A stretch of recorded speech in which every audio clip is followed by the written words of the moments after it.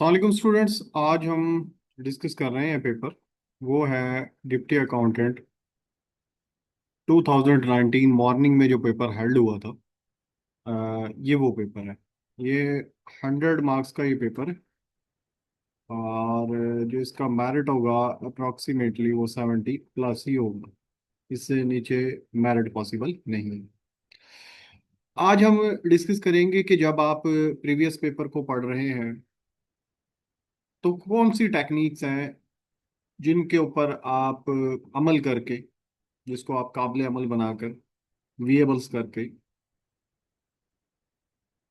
कैसे सक्सेस को हासिल कर सकते। एट द स्टार्ट इस मेथड से आपको काफ़ी स्ट्रगल करनी पड़ती है। और with the passage of time ये टैपर्ड होती चली जाती है, यानी कि मेहनत आपकी कम होती चली जाती है। यानी कि स्टार्ट में देखिए मेहनत ज़्यादा है, with the passage of time ये मेहनत कम होती चली जाती है। ठीक है। तो आज हम पेपर को भी डिस्कस करेंगे और जो हमने पढ़ा है वो चीज़ें भी डिस्कस होती चली जाएंगी कि हमने क्या क्या पढ़ा है, और पता चल जाएगा कि हम ने कितनी तैयारी की है। तो फर्स्ट एमसीक्यूज की तरफ चलते हैं। Identify the word most opposite meaning of variables. के ये जो वर्ड लिखा हुआ है, वाइएबल्स भी इसको पढ़ते हैं, वेरिएबल्स भी इसको पढ़ते हैं। इसका अमल होता है इसका मतलब होता है काबिल अमल। इसका ऑपोजिट मुतजाद लफ्ज ढूंढना है हमने। तो जो अनवर्केबल है, जिसके ऊपर अमल नहीं हो सकता, जिसके ऊपर काम नहीं हो सकता, उसको, वो इसका सही ऑप्शन है। सी ऑप्शन इज करेक्ट होगा। तो अब ये जो वर्ड है, ये कैसे पता चलेगा? जब आपकी रीडिंग्स होंगी, आप न्यूज़पेपर डेली, जिस तरह मैं कहता हूँ कि आप डॉन अगर पढ़ रहे हैं तो डॉन पढ़ने से आपका साथ GK, current affair, English, geography, ये सब के सब सब्जेक्ट्स आपके कवर हो रहते हैं एट ए टाइम, सिर्फ एक अखबार पढ़ने से। अगर आप रूटीन बना लें इस अखबार को पढ़ने की, तकरीबन अगर आप इसको 6 या 7 मंथ कंटिन्यूसली पढ़ते हैं तो मेरा नहीं ख्याल आपका कोई पेपर फेल होगा।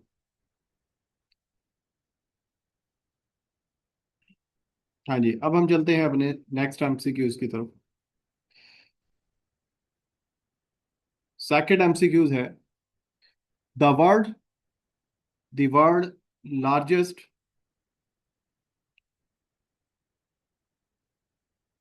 The word second largest and second most populous continent Africa है, सबसे बड़ा क्या था? एशिया था। एंगोर वॉट एंगोर वॉट एक एंशियंट सिटी है कंबोडिया के अंदर। ठीक हो गया? अब ये स्टेटमेंट जो पेपर में दी हुई है, यही लिखा हुआ है जो Angkor Wat is a ancient city, यानी कि ये किस किस मुल्क का कदीमी शहर है? तो ये कंबोडिया का है। ठीक हो गया? अब इसकी जो एंकोर वाट्स जो एमसीएट सिटी है, ये इसकी करेक्टरिस्टिक है। The largest religious monument in the world, built in the 12th century by a king Surya Varman II of the Khmer Empire and originally dedicated to Lord Vishnu। यानी कि अब इस city के बारे में जो इंफॉर्मेशन है वो सिर्फ और सिर्फ हमने ये एमसीक्यूज नहीं याद कर लेना। हमने ये देखना है कि जो ये एंकोर वाट जो एनसीएट सिटी है, ये largest monuments in the world है। और ये 12वीं सेंचुरी में जो किंग सूर्या वरमैन टू ने इसको बिल्ड करवाया। और ये खैमर जो अंपायर थी, ये उसका बादशाह था। और ये जो डेडिकेट करते हैं, ये लॉर्ड विष्णु को डेडिकेट करते हैं। तो ये बहुत सारे एमसीक्यूज हमारे और इससे निकल आए हैं। फोर्थ है एट द इवेंट ऑफ मिराज विच इबादत बिकेम फर्ज। तो ये तो सबको पता है कि 5 नमाजें फर्ज हुई थी मिराज के मौके पर। इसका बी ऑप्शन करेक्ट है। अब हमने मिराज को अब यहीं खत्म नहीं कर देना, मिराज को हमने पढ़ना है, अभी और पढ़ना है। ठीक है? क्या होगा? मिराज was a miraculous night journey of a prophet सल्लल्लाहु अलैहि वसल्लम फ्रॉम मस्जिद हरम मक्का टू मस्जिद अक्सा यरूशलेम, and then ascension to the heaven where 5 daily prayers were ordained। ये हुई थी 621 हिजरी के अंदर, यानी कि बिफोर हिजरा, यानी कि 622 में ना हजूर सल्लल्लाहु अलैहि वसल्लम ने मक्का से मदीना हिजरत की थी। यानी कि जो नमाजें थी वो हिजरत से पहले ही 10 नबी, ये 10 नबी बनती है तकरीबन, नबूवत के 10 10 साल बाद नमाजें फ़र्ज हो गई थी। तो इसमें अब हमने जो मिराज है, मिराज का पूरा वाकया 27 रजब था वो। और जो मस्जिद अक्सा से मस्जिद हरम टू मस्जिद अक्सा, और यानी कि मदीना सऊदी अरब, जो आजकल सऊदी अरब है, तो यरूशलेम। और फिर ये 5 नमाजें फ़र्ज हुई हमारी। तो ये इसका जो बी ऑप्शन है, सिर्फ बी ऑप्शन को ही हमने करेक्ट नहीं कर लेना, हमने पूरी डिटेल की तरफ जाना होता है। फिफ्थ एमसीक्यूज है।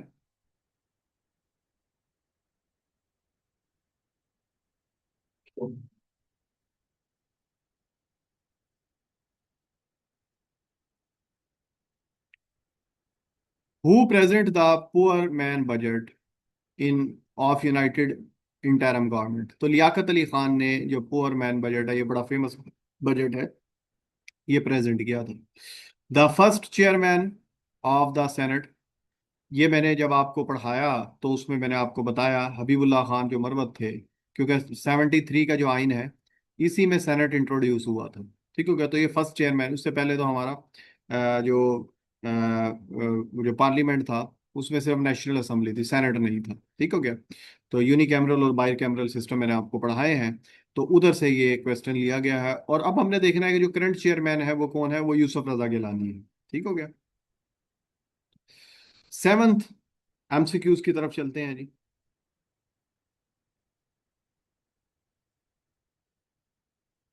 असल में ये मुझे स्क्रॉल करना पड़ता है, तो इस वजह से थोड़ा पास आ जाते हैं। 7 एमसीक्यूज है। He look he look at the boy sternly and ask him, what did you run away for?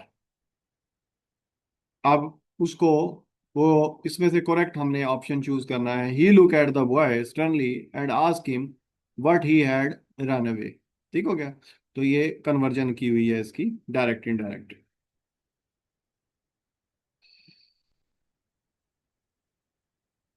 8 MCQs है। Which country was the host of FIFA 2018 2018 of the world cup के? जो 2018 का वर्ल्ड कप है वो कहाँ पर हुआ था? जाहिर सी बात है, ये 2000 ये 19 का पेपर है, तो उन्होंने 2018 का ही पूछना, तो ये रशिया में हुआ था। तो अब हमारा जो 2026 का वर्ल्ड कप है, ये मैंने आपको बताया कि किधर होगा। ये हुआ था नॉर्थ अमेरिका के 3 कंट्रीज के अंदर। यूएसए के अंदर हुआ है, उसके बाद कौन सा है, कनाडा में हुआ है, और मैक्सिको के अंदर हुआ है। मैक्सिको वो कंट्री है जिसने सबसे ज़्यादा होस्ट किया, और जो सबसे ज़्यादा मैचेस हुए थे इसके, ये यूएसए में हुआ है। और ये 23rd वर्ल्ड कप था। तो इसकी मैंने सारी स्लाइड्स आपको बनाकर बड़ी डिटेल के साथ पढ़ाई है। तो ये तो यहाँ तो ये डी ऑप्शन करेक्ट है, बट अब आपसे ये नहीं पूछा जाएगा, अब आपसे करंट का पूछा जाएगा। ठीक हो गया? What is a what is an endemic disease? Endemic endemic disease का मतलब उस वक्त ना पेंडेमिक आया हुआ था। पेंडेमिक डिजीज क्या होती है? जो अ, किसी पर्टिकुलर एरिया में ना हो बल्कि ओवरऑल एरियाज में हो। तो उन्होंने पेंडेमिक का तो नहीं पूछा आपसे, उस वक्त उन्होंने एंडेमिक का पूछ लिया। तो एंडेमिक क्या होता है? Disease generally prevalent in a particular area, यानी कि जो प्रीवेलेंट हो सिर्फ और सिर्फ एक खास एरिया के अंदर, उसे हम क्या कहते हैं? इंडेमिक कहते हैं। What is a binary what is a 11 in binary? यानी कि अगर 11 को देखो तो हम उसको बाइनरी के अंदर कैसे कन्वर्ट करेंगे? तो इसका मेथड होता है जी, जिस तरह के ये दिया हुआ है, 11 दिया हुआ है, 11 को आप बाइनरी, टू टू सिस्टम है तो इसको डिवाइड कर लें 5 के ऊपर, ये क्या आ जाएगा? 1। तो ये जो 1 बच गया, इसको आप एक साइड पे रख लें, ऐसे देख लें। उसके बाद उसके बाद उसके बाद आ जाता है, फिर 2 पे डिवाइड करें क्योंकि बाइनरी है। ये आ जाएगा 2 × 2 4। ये 1 आ जाएगा, 1 को फिर हम इसका इस तरीके से लिख लेंगे। उसके बाद पहले हमने 5 लिया था, अब ये 2 अंदर आ जाएगा। 2/2, ये आ जाएगा 0। ठीक हो गया। अब ऊपर क्या बचा है? 1। अब इसको डिवाइड करेंगे तो ऊपर 0 आ जाएगा। ठीक हो गया। तो इसको, ये यहाँ भी मैंने ये किया हुआ है, पहले 11 को 2 पे डिवाइड किया तो 5 आ गया। ठीक हो गया, ये 5, फिर 5 को 2 पे डिवाइड किया जाए करेंगे तो ये 2 आ जाएगा, फिर 2 को इसको पे डिवाइड किया, फिर ये 1 आ गया। और फिर इसको जब 2 को 1 पे डिवाइड करेंगे, यानी कि 1 को 2 पे डिवाइड करेंगे तो 0 पॉइंट समथिंग आएगा, हम 0 लेंगे। ठीक हो गया। तो यहाँ पर पहले हमारे पास नीचे क्या बचा? 1 बचा। फिर उसके बाद फिर 1 बचा। दूसरी दफा हमारे पास क्या बचा था? 0 बचा था। और जब हमने इसको डिवाइड किया तो ये 1 रिमाइंडिंग, लास्ट में हमारे पास 1 रह जाते हैं। उसके बाद हमने इसको ऑपोजिट डायरेक्शन के अंदर मूव करना है। ठीक है, यानी कि ये 11 11 नहीं, इसको नीचे से स्टार्ट करना है। ठीक है, read the reminder from bottom to top. तो ये इसका जो बी ऑप्शन होगा, B option is correct one होगा इसका।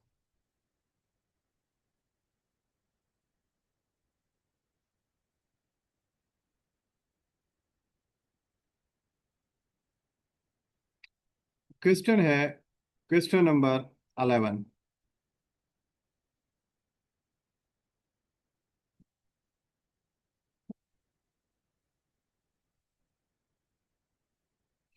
क्वेश्चन 11 था, द फर्स्ट चाइल्ड हु इस्लाम वास, कि कौन सा बच्चा था जिसने सबसे पहले इस्लाम कबूल किया?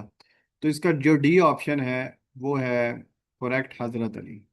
अब जरूरी नहीं कि अगले पेपर में भी यही पूछा जाए, तो अब आपने क्या करना है, आपने देखना है कि वो सबसे पहले इस्लाम किसने कबूल किया? हजरत खतीजा रजी अल्लाह ताला अन्हा। उसके बाद हजरत अबू बकर थे, जो जवान थे, उन्होंने सबसे पहले जवानों में इन्होंने कबूल किया। हजरत जो फर्स्ट स्लेव थे वो हजरत बिलाल इब्ने रबा थे। फर्स्ट फ्रीड स्लेव थे हजरत जैद बिन हारिस। तो ये तीन, इस क्वेश्चंस के साथ हमने 3 क्वेश्चंस और याद कर लिए। ठीक हो गया। तो जो ओरिजिनल क्वेश्चन था, the first child was accepted Islam was हजरत अली, और उसके बाद किस किस ने पहले इस्लाम कबूल किया, तो ये हमने चीजें अपनी तरफ से ऐड कर ली। नेक्स्ट है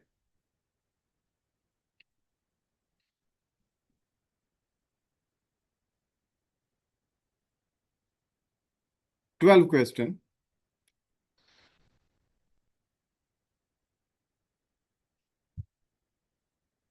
अमीर तैमूर इन्वेडेड इन इंडिया, कि उसने इंडिया पर कब अटैक किया अमीर तैमूर ने? तो ये है 1398 में इसने अटैक किया था। ठीक है।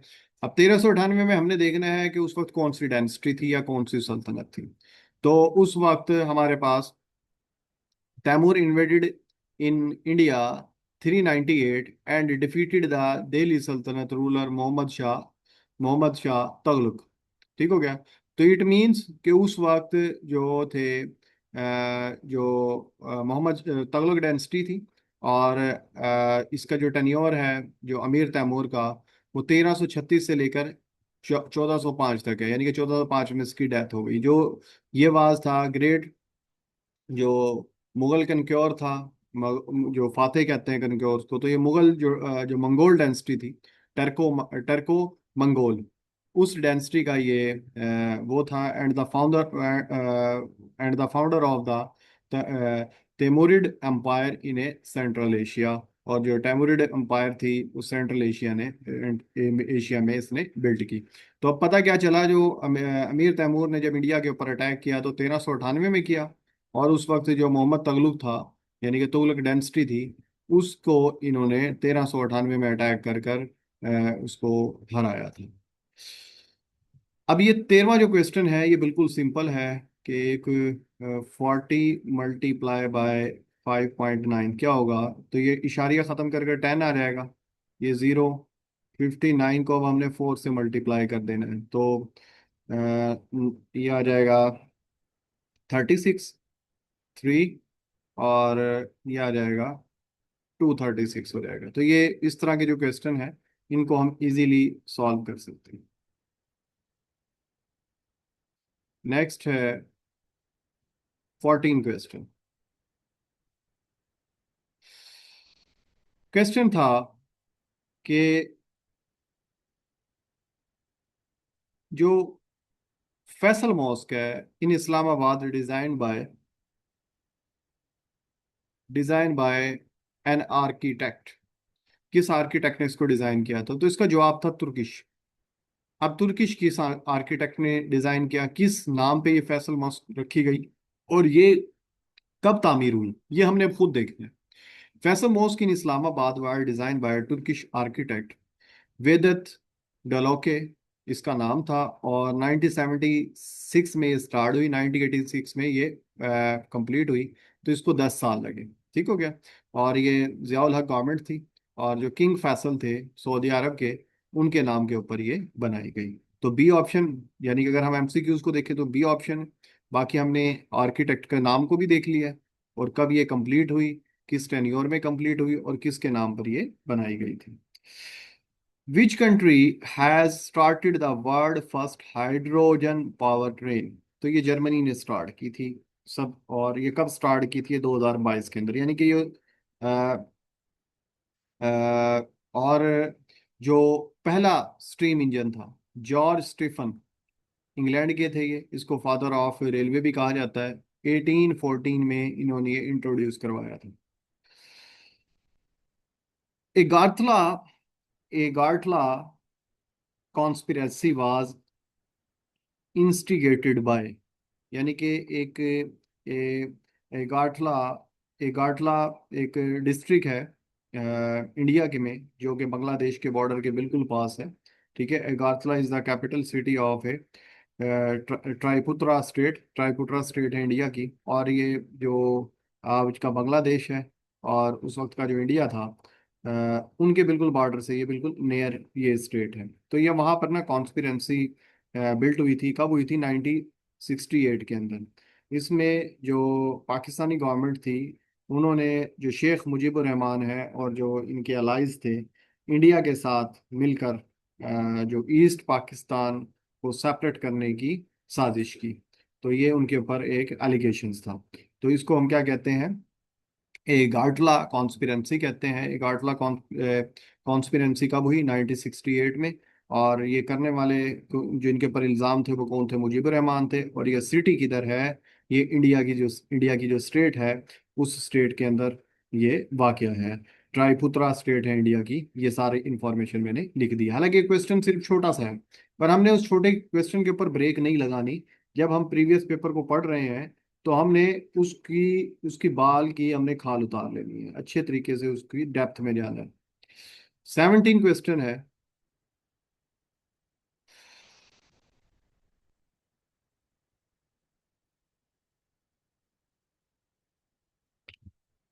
Which prophet of Allah had a minimum age, यानी कि कौन से प्रॉफिट थे जब उनके ऊपर नबूवत हुई तो उनकी मिनिमम एज थी? तो ये हजरत ईसा अलैहिस्सलाम है। ठीक है। As a infant spoke in a cradle, यानी कि वो अभी अपने झूले में थे, पंगुड़े में थे, तो जब वो बोल पड़े। ठीक हो गया।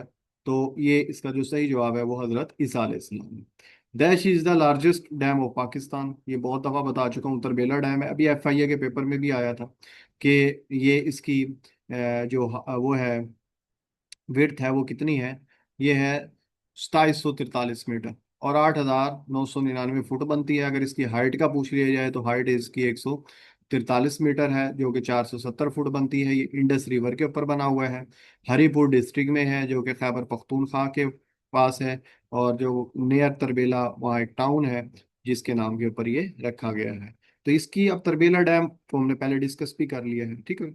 लाउडेबल, लाउडेबल का मतलब होता है तारीफ करना, और कमेंडेबल का मतलब भी क्या होता है? तारीफ करना। तो इसका जो डी ऑप्शन है वो करेक्ट आंसर होगा।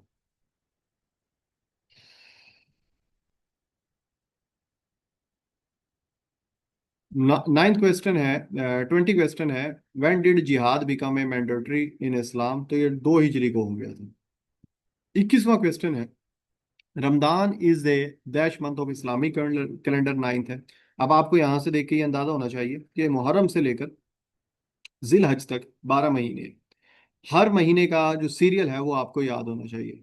ठीक है, मुहर्रम, रबीउल अव्वल, रबीउल सानी, जमादिउल अव्वल, जमादिउल सानी, इस तरह एंड सो ऑन। 12 के 12 महीने जो है वो आपको फिंगर टिप्स के ऊपर होने चाहिए। 20 है जी, 22 क्वेश्चन है।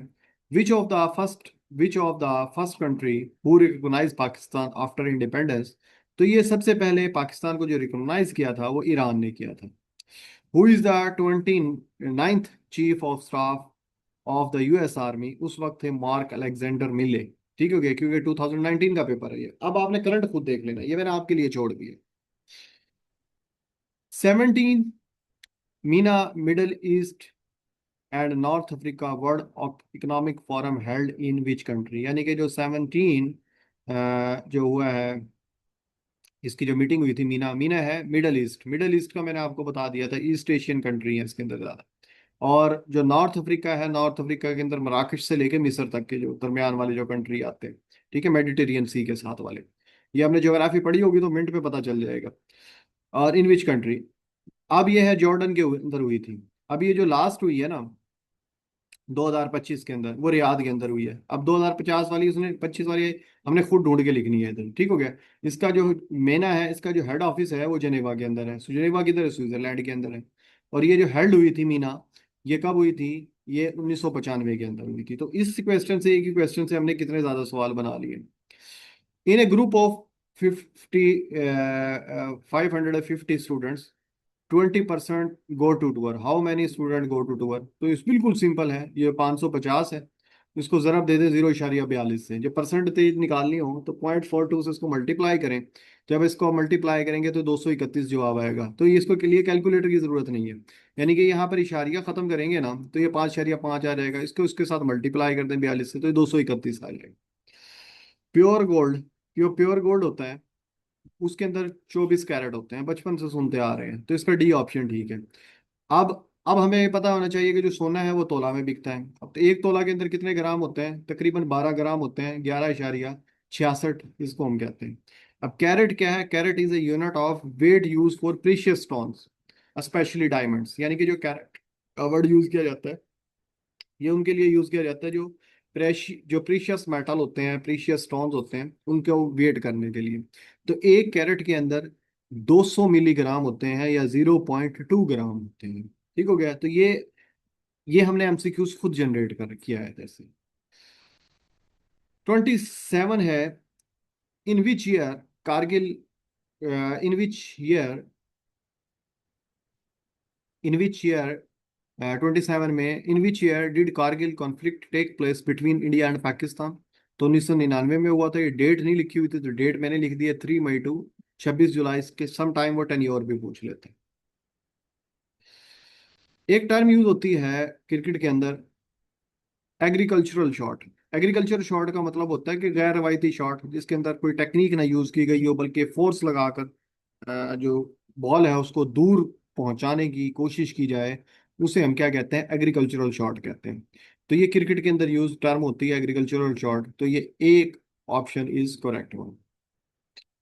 29 बिल्कुल सिंपल है, इसमें मल्टीप्लिकेशन, नफी और ये करना है। तो जब आप इसको करेंगे तो इसका जवाब 9 आ जाएगा। 30 है। Two Pakistani test cricketer have got out on 99 runs. One of the, Inzamam Khan, मेरे नज़दीक तो यही था पर इसमें यूनस खान दिया हुआ था। हु वाज अदर, और दूसरा कौन है? दूसरा मुदस्सिर नजर।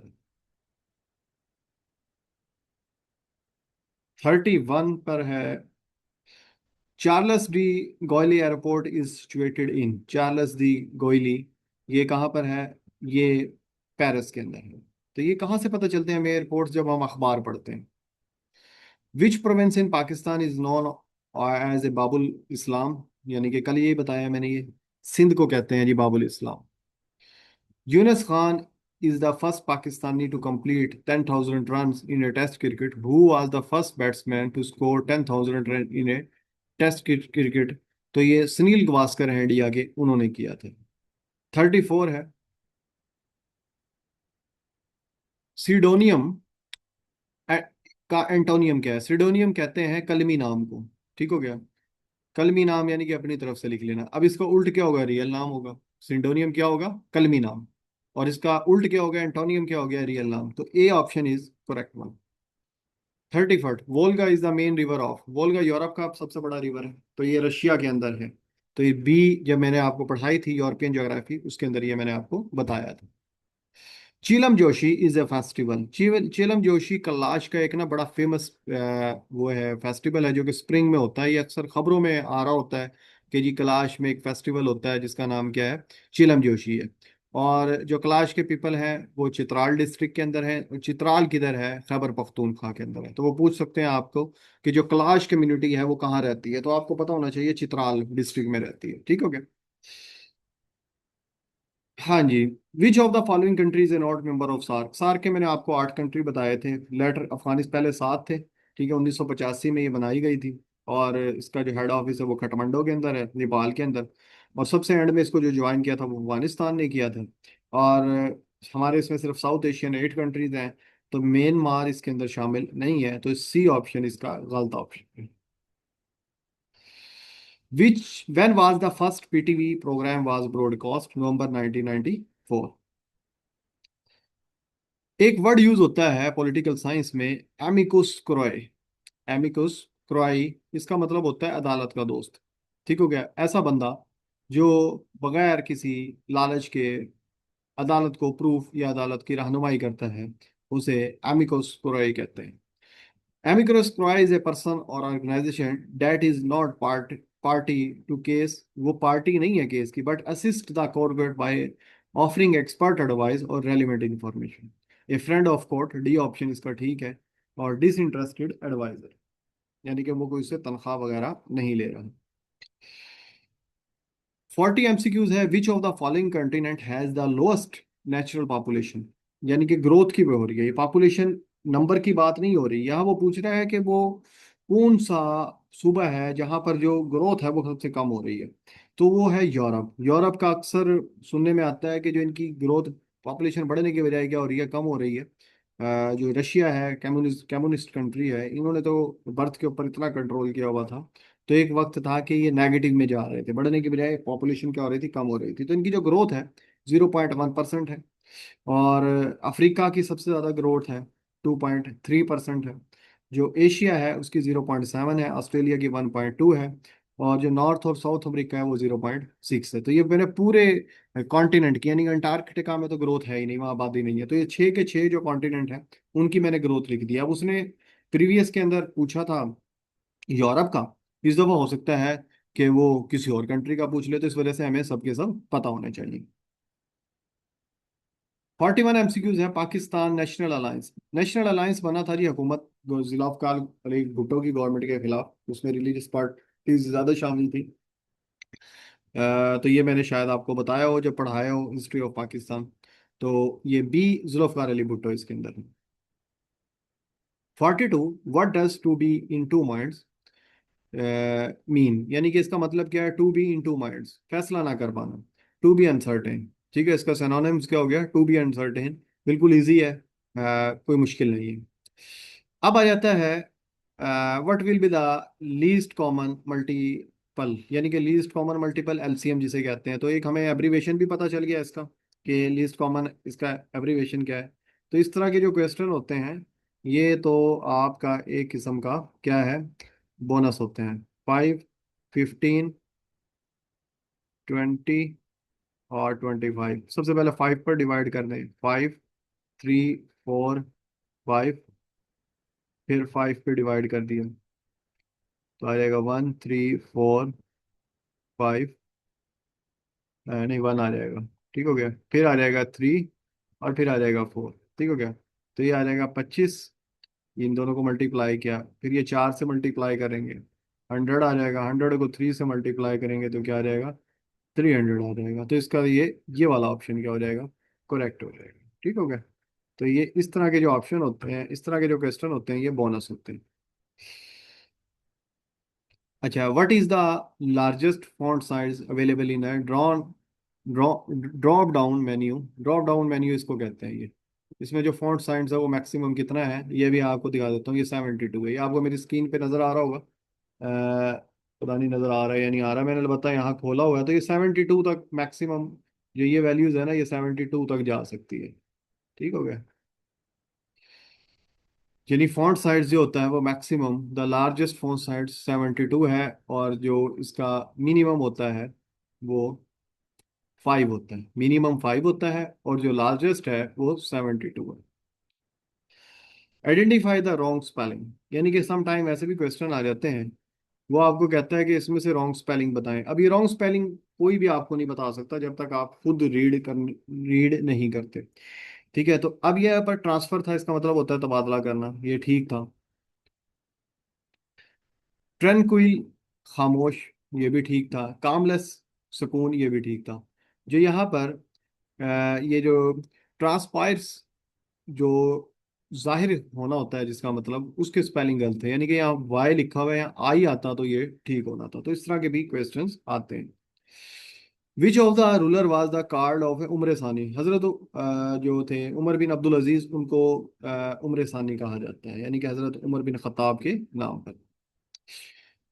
47 है, which country hosted the conference on dialogue Asian civilization in May 2009, यानी कि ये उस वक्त का 2019, ये चाइना में हुई थी, ये उस वक्त का करंट अफेयर था।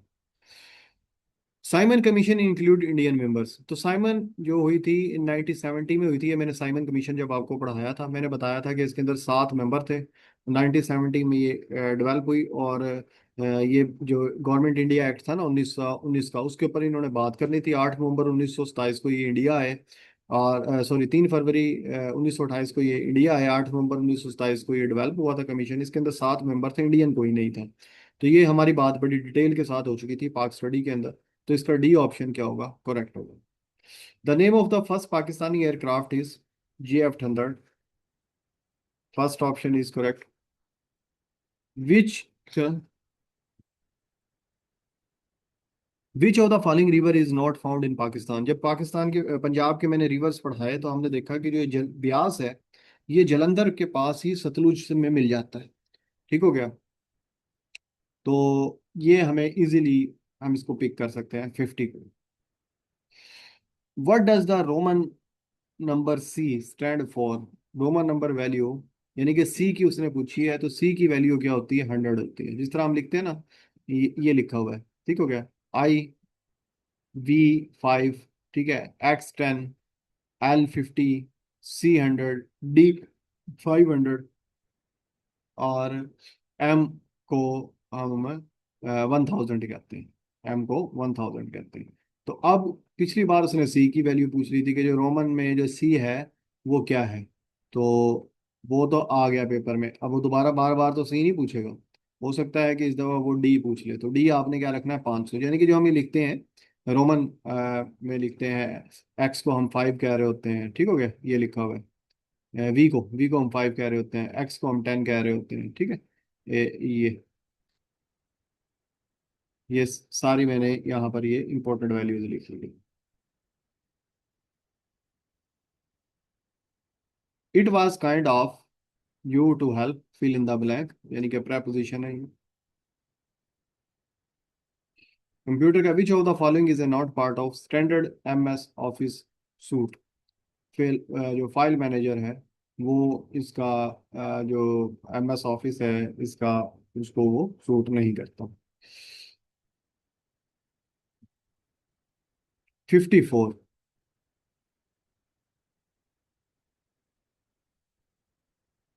54, सतिया satyagraha was started by, satyagraha was started by, satyagraha क्या थी, एक मूवमेंट थी नॉन वायलेंस जो महात्मा गांधी ने स्टार्ट की, to achieve a justice and independence through truth and peaceful resistance. ये सबसे पहले जो यूज हुई 1906 में साउथ अफ्रीका के अंदर, क्योंकि कुछ टाइम जो गांधी का है वो साउथ अफ्रीका में भी गुजरा है। और 1970 में ये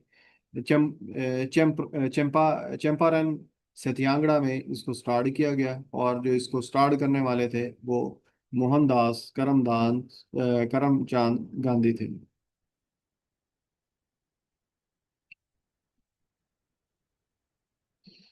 8 amendment in the constitution of Pakistan 1973 gave over riding power of president, यानी कि जो हमने कॉन्स्टिट्यूशन की हमने 27 अमेंडमेंट्स हो चुकी हैं, तो जो 8 अमेंडमेंट हुई थी ना 93 के, उसमें वो उसको पावर देता था, किसको, प्रेसिडेंट को। The lady finger peak is located, ये लेडी फिंगर, जब मैंने पाकिस्तान की पीक्स पढ़ाई थी तो आपको बताया था ये लेडी फिंगर जो पीक है ये पाकिस्तान के अंदर है। Lady finger peaks a Bubli mountain is a 6,000 metre peak in a Karakoram range located in a Hunza Gilgit Baltistan, Pakistan के अंदर है ये lady finger peak. In MS, to create a new tab, in which method do you need to specify the field type and size? Create a table to entering a data. C option is correct one. In term of area, the biggest district of Punjab वो बहावलपुर है, ये भी बात हो चुकी है। The world famous news agency Time has been published from the United States since 1923। अभी जिस तरह कल मैंने जो आपसे करंट अफेयर शेयर किए थे, ठीक है, उसमें मैंने अल जजीरा का बताया था कि अल जजीरा फाउंड का हुआ और किसने फाउंड किया, और ये जो कतर का अमीर फोत हुआ था इसका अल जजीरा के साथ क्या ताल्लुक था।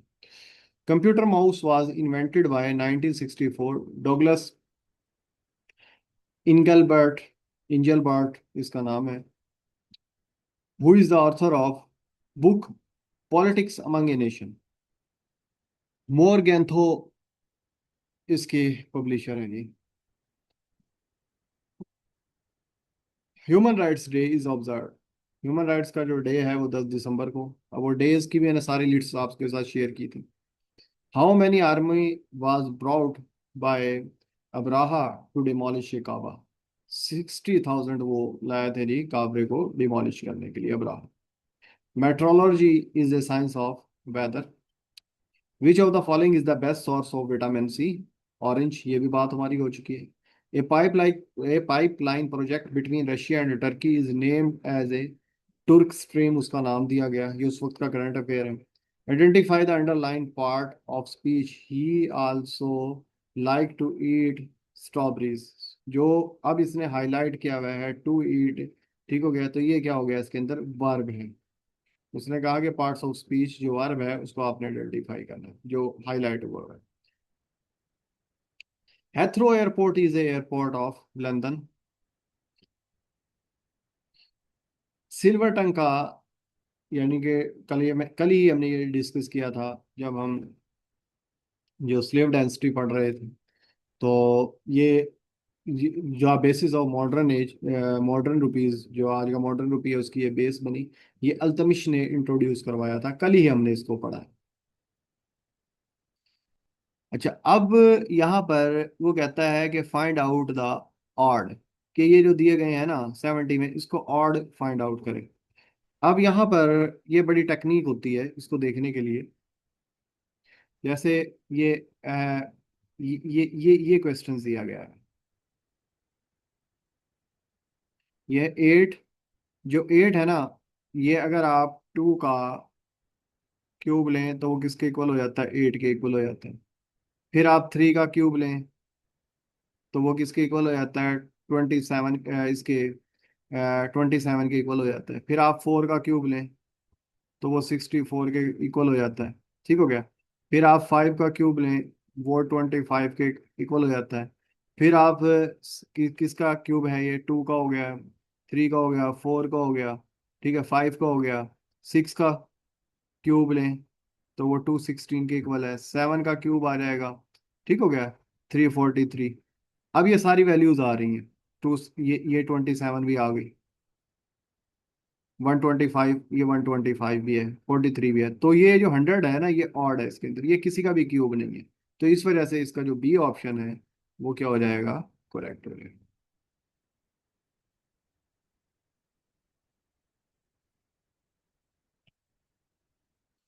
हाँ जी, the famous painting Mona Lisa was painted by Italian artist, ठीक हो गया, उसका नाम था लियोनार्डो डी वेंसी, इसका नाम था, ठीक हो गया।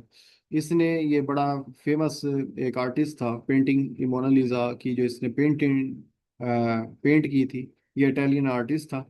इसकी जो डेट ऑफ बर्थ है 1452 से 1519 तक। और इसने ये मोनालिसा की वजह से फेमस हुआ, the last super and the last super इसकी एक पेंटिंग है उसकी वजह से भी ये फेमस हुआ, ठीक हो गया। तो ये इटालियन था, और ये पेंटर था, आर्टिस्ट था। In MS word, to extend a selection of one screen down, अगर आपने डाउन जाना है स्क्रीन के, तो आप क्या करेंगे, शिफ्ट प्लस डाउन पेज का जो बटन है, अगर वो आप दबाएं तो आप डायरेक्ट नीचे पहुंच जाते हैं। इफ 5/7 into x 560, तो आपने क्या करना है यहाँ पर, आपने 15 को इसको x फॉर x के लिए से सॉल्व करना है। रेशो वाला क्वेश्चन है, ये बिल्कुल इजी है, ये इस पर हम टाइम ज़ाया नहीं करते। 14, the statue of liberty was gifted to united state, यानी कि जब यूनाइटेड स्टेट ने बरतानिया से आज़ादी हासिल की, अभी मेरे पास टाइम नहीं था, वरना हम जो रशियन वो जो रेवोल्यूशन है ना, फ्रेंच का रेवोल्यूशन, 1789 में वो आया, ये पूछ लिया जाता है कि ये कब आया था रेवोल्यूशन, 1789 के अंदर, ठीक हो गया। और इसमें जो नेपोलियन बोनापार्ट ने जो वाटरलू एक वॉर लड़ी, जिसमें उसको शिकस्त हुई, ये पूछ लिया जाता है। तो इसमें हेल्प की थी इसने, तो इन्होंने इनको एक एक जो स्टैचू है वो गिफ्ट किया, जिसका क्या कहते हैं, स्टैचू ऑफ लिबर्टी कहते हैं, United state by France in 1886 में, जो सिंबल है फ्रेंडशिप और फ्रीडम की। तो अगर पूछ लिया जाए कि जो स्टैचू ऑफ लिबर्टी है वो किसने गिफ्ट किया था अमेरिका को, तो वो फ्रांस ने गिफ्ट किया था। इसके रीजंस भी मैंने आपको बता दिए, और इनके इनके जो इतने गहरे ताल्लुकात हैं उसकी क्या रीजन है, उसकी एक हिस्ट्री है। Which of the following gases is use to illuminating, ये मेथेन गैस है जी। 76, man ICC cricket world cup 2019 was hosted by, अब उस वक्त 2019 का जो वर्ल्ड कप हुआ था वो इंग्लैंड और वेल्स के अंदर हुआ था। अब अगर इसके अंदर मैं स्कॉटलैंड को शामिल कर दूं, तो ये क्या बन जाता, ग्रेट ब्रिटेन बन जाता। ठीक हो गया, ग्रेट ब्रिटेन और UK, इंग्लैंड, वेल्स और स्कॉटलैंड का भी डिफरेंस मैंने आपको बताया होगा। A book seller sold a book for 40 with a profit is 15%. To earn a profit 20%, he should have to sold it for। अब वो कहता है कि एक बंदा है कि जो 15% प्रॉफिट पे बेच रहा है, और कीमत की उसने क्या रखी हुई है, 40 रुपए। अगर वो चाहता है कि 20 रुपए पे प्रॉफिट अर्न करूं, तो उसको कितने की सेल करनी चाहिए, ठीक हो गया। तो CP करंट प्रॉफिट, आप क्या करेंगे, 40 की वो बेच रहा है, मल्टीप्लाई बाय 100 डिवाइडेड बाय 115, ठीक है, ये 15% वाला जो 115 है, तो ये आ जाएगा 34.78, ठीक हो गया। अब आ जाएगा शुड प्राइस, कि उसकी क्या होनी चाहिए, फ्यूचर प्राइस। तो ये 34.78 आया, इसको 100 से ज़रब देंगे, डिवाइडेड बाय 120, तो ये आ जाएगा 41.74। तो इसका जो असल फार्मूला है, तो selling price in future SP is equal to old price multiply by 100 plus old price, old profit divided by 100 new profit. तो ये जब आप इसको सॉल्व करेंगे तो ये 41.74 ही आएगा।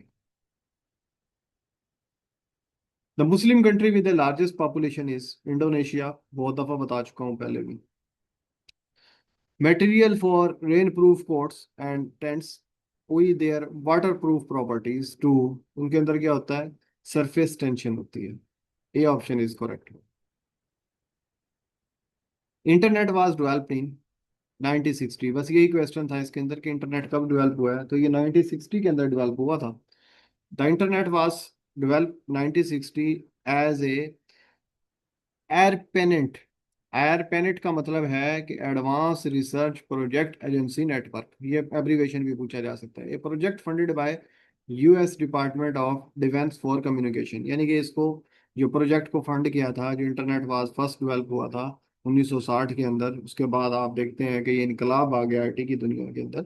तो ये किसने, ARPANET advance research project agency network ने इसको इंट्रोड्यूस करवाया था। Which of the following is a not part of G7, अब हमें देखना पड़ेगा G7 का हमने ये तो देख लिया था कि इसका कोई परमानेंट हेड ऑफिस नहीं है। 7 मेजर कंट्रीज हैं इसके अंदर, पहले 6 थे, और बाद में जो कनाडा है उसने बाद में ज्वाइन किया था। तो इसमें ये फ्रांस है, जर्मनी है, इटली है, ये तीन यूरोपियन कंट्रीज हैं। जापान एशिया का हो गया। यूनाइटेड किंगडम, यूनाइटेड किंगडम फिर यूरोप से है। यूनाइटेड स्टेट है। और सातवां मुल्क इसके अंदर क्या है, कनाडा है। ठीक है, ये 1975 के अंदर ये लॉन्च हुई, और कनाडा ने इसको 1976 के अंदर ज्वाइन किया था। तो ये G7 वैसे हम पहले भी डिस्कस कर चुके हैं, तो दोबारा ये पेपर के अंदर भी आया हुआ है। Correct meaning of idiom there is a no smoke without a fire, यानी कि वो इसका मतलब होता है there is no smoke without fire का मतलब, यानी कि हर अफवाह के बात के पीछे अमूमन कोई ना कोई हकीकत होती है। यानी कि अगर कोई बात लोग कर रहे हैं तो वो 100% ठीक नहीं भी है, तो उसके पीछे कोई ना कुछ जरूर हुआ है जो वो बात है। There is some truth in a rumour, यानी कि जो अफवाह फैली हुई है उसके अंदर कुछ ना कुछ तो सच है। ठीक हो गया। तो ये इडियम्स हैं। Who was the commander of in the field of battle ditch, जिसको कहते हैं खंदक को, जो खंदक खोदी गई थी, गजवा खंदक जिसे हम कहते हैं बैटल ऑफ डिच। ये 627 हिजरी में हुई थी। 627 का मतलब है 5 हिजरी। ठीक हो गया। 627 ईस्वी थी और 5 हिजरी थी। मदीना में ये लड़ी गई। और नहीं, हाँ मदीना, एट मदीना। और मुसलमानों ने उसको सक्सेसफुली डिफेंड किया था, द सिटी। और जो ट्रंच है ये जो ट्रंच है ये सलमान फारसी के मशवरे के ऊपर खोदी गई थी। और जो दूसरी साइड से जो लीड कर रहे थे ओपोनेंट्स, तो वो हजरत अबू सुफियान। ये option is correct. Which of the following layer absorb most of the sun ultraviolet radiation? वो ओजोन की जो तह है वो उसको वो करती है। अच्छा जी।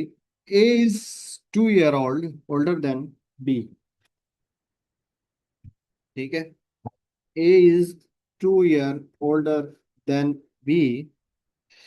एंड एक मिनट इसको मैं ऑन कर लूँ चलो। हाँ जी। अब वो क्या कहता है, A is 2 year older than B and B is twice than C, then B is the sum of A and is the sum of age of A and B is 27. How then how old is B? अच्छा, अब इसके अंदर हमें उसने बता दिया कि जो A है ना, जो A है करेक्टर एक करेक्टर इसके अंदर क्या है, बी है, और एक सी है। अब सी का कहीं जिक्र नहीं है। ठीक है। वो कहता है A is 2 year older than B. ठीक है। और B is twice B is twice as old C. ठीक हो गया, सी से 2 गुना बड़ा है बी। And then B if the sum of ये अब सी का उसने कोई स्टेटमेंट नहीं दी, जिसकी स्टेटमेंट नहीं दी उसको हम एक्स के इक्वल फर्ज कर लेते हैं, C is equal to X. अब बी क्या है, B is the twice old of C, यानी कि जो बी है वो सी से 2 गुना है। यानी कि अगर सी एक एक्स है तो बी क्या हो गया, 2x। अब ए है, A is 2 year older than B. अब बी तो है 2x, और ए क्या हो जाएगा, इससे 2 गुना बड़ा हो जाएगा। समझ आइए बात की। यानी कि A is A is 2 year older than B. ठीक है। B is twice as old C, यानी कि जो बी है वो सी से 2 गुना बड़ा है। अब सी की कहीं बाहरी नहीं आई, सी को हमने खुद ब खुद एक्स एज्यूम कर लिया। ये एक्स एज्यूम कर लिया सी को। उसके साथ जो बी है ना, वो 2 गुना बड़ा है, उसने हमें बता दिया। और जो ए है वो बी से 2 साल बड़ा है। अच्छा, अब वो क्या कहता है, इन तीनों को अगर हम जमा कर लें, एक्स को, ए को, बी को, सी को, ये जो तीनों हैं ये कितने के हैं, ये 27 के इनकी एज बन जाती है। तो अब इनकी वैल्यूज पुट कर दें, ये एक्स हो जाएगा सी के नीचे। जो बी है जो बी है वो 2x हो गया। और जो है ए है ये है 2x+2, तो कितना हो गया? 2x, 2x, 2x, कितना हो गया? 5x हो गया। और ये 27 है, ये 2 जाकर उधर माइनस हो गया। 5x = 5। 5 से 5 को डिवाइड किया तो ये आ जाएगा, x की वैल्यू क्या आ गई? 5 आ गई। तो इट मीन्स जो c है उसकी वैल्यू क्या आ गई? 5 आ गई। b टू x कितना आ गया? 5, तो ये क्या आ जाएगा? 10। और जो a है, 2, 5 + 2, ये क्या आ जाएगा? 12। अब ये 5 और 10 कितना हो गया? 15, और ये क्या हो जाएगा? 27। इट मीन्स आंसर सही है। हमें किस चीज़ का चाहिए? बी का। तो बी इज, ये करेक्ट हो गया। तो ये बड़े इंटरेस्टिंग सवाल होते हैं, मुश्किल नहीं होते, बिल्कुल इजी होते हैं, इजी टू सॉल्व होते हैं ये। हाँ जी, अब आ जाते हैं हम 86 की तरफ। 1 kilometre is equal to how many miles? तो इसमें 0.62 होता है 1 किलोमीटर के अंदर। अगर माइल्स देखा जाए तो यानी कि 1 किलोमीटर छोटा होता है, मील ज्यादा होते हैं। ठीक हो गया? अगर 1 मील के अंदर किलोमीटर देखा जाए तो वो 1.6 किलोमीटर बन जाते हैं तकरीबन। अब यहाँ पर पूछा गया था, Zulfikar Bhutto was author of the following book. तो ये बुक लिखी हुई थी। तो आई एम असैसिनेटेड, ठीक हो गया, ये बुक इसने लिखी थी। तो मैंने तीनों बुक्स जो इसने लिखी हैं जुल्फकार भुट्टो ने, उनके नाम लिख दिए। Zulfikar Bhutto wrote book myth of independence 1969 में इसने लिखी। On a Pakistan foreign policy and national issue the great tragedy 1971 में इसने लिखी, about the event leading to the separation of Pakistan. और जो इसने 1979 के अंदर लिखी, आई एम असैसिनेटेड। यानी कि अब ये पूछा जाए कि जो 1979 के अंदर जब इसको अप्रैल में 4 अप्रैल था, या आई थिंक 5 अप्रैल, 5 अप्रैल था, 5 अप्रैल को फांसी लगी।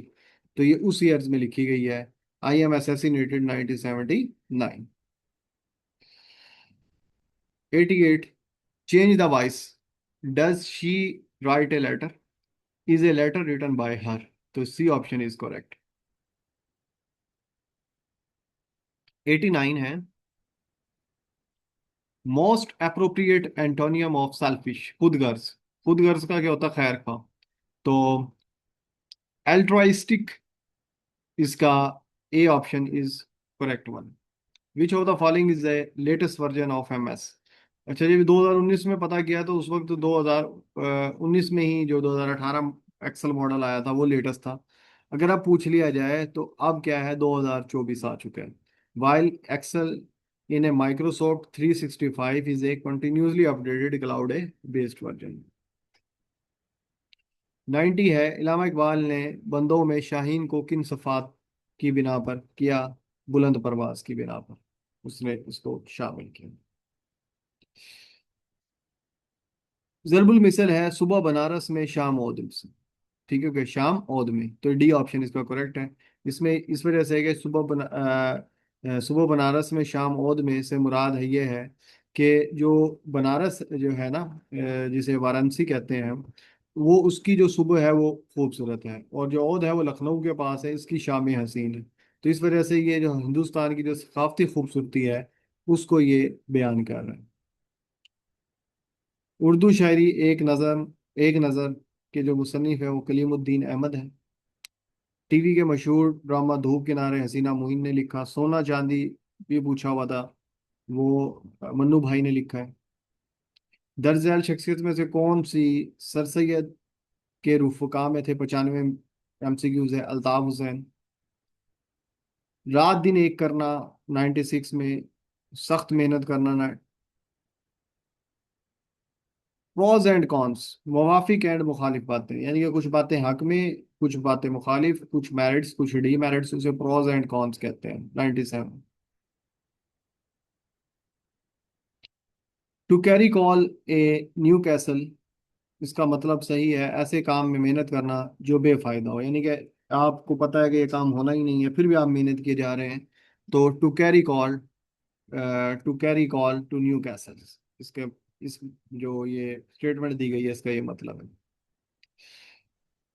उमीर खुसरो ने बरसगीर में किस जुबान को उर्दू या लश्करी जुबान का दर्जा दिया? उर्दू का दिया। और मौलाना हाली की तवील मदो जज़्र का इस्लाम का असल उन्वान क्या है? मदो जज़र इस्लाम ही है, और ये इसका करेक्ट आंसर है। तो ये जी आज हमारा पेपर था, जो 2019 में मॉर्निंग में हुआ। अब पेपर को तैयार कैसे करना होता है, प्रीवियस पेपर को, ये मैंने आप लोगों को बता दिया है। और इंशाल्लाह एक पेपर मैं और डिस्कस करूंगा आपसे कल, वो भी मैं इसी तरीके से तैयार करूंगा, क्योंकि टाइम कम होता है। और इस वजह से बहुत सारी चीज़ें अब आपको अंदाज़ा हो गया होगा कि हमने पढ़ी भी हैं, और बहुत सारी चीज़ें इस तरीके से कवर होनी है कि हम डेली न्यूज़ सुने और डेली अखबार को पढ़ें, क्योंकि सबकी सब चीज़ें एक लेक्चर्स के अंदर कवर करना पॉसिबल नहीं होता। ठीक है, तो बहुत सारी चीज़ें हमारी पाइपलाइन हो गई, चीज़ों को समझना देखना परखना आसान हो गया। तो अब आपको ये चीज़ें देख के अंदाज़ा हो गया होगा कि जो कम्पिटिटिव एग्ज़ाम है ये मुसलसल स्ट्रगल का नाम है। आप स्ट्रगल करें, पेपर दें, बार बार चीज़ों को सीखें, इंटरेस्ट को डेवलप, जो मैंने पहले वेरी फर्स्ट डे आपको बातें बताई थी कि अगर आप कंसिस्टेंट नहीं हैं तो मेरा नहीं ख्याल कि आप ये एग्ज़ाम को पास कर सकते हैं। हाँ, अगर आप कंसिस्टेंट हैं तो with in 2 month, 3 month, 4 month आपके जो रिजल्ट्स हैं वो बेहतर आना शुरू हो जाते हैं।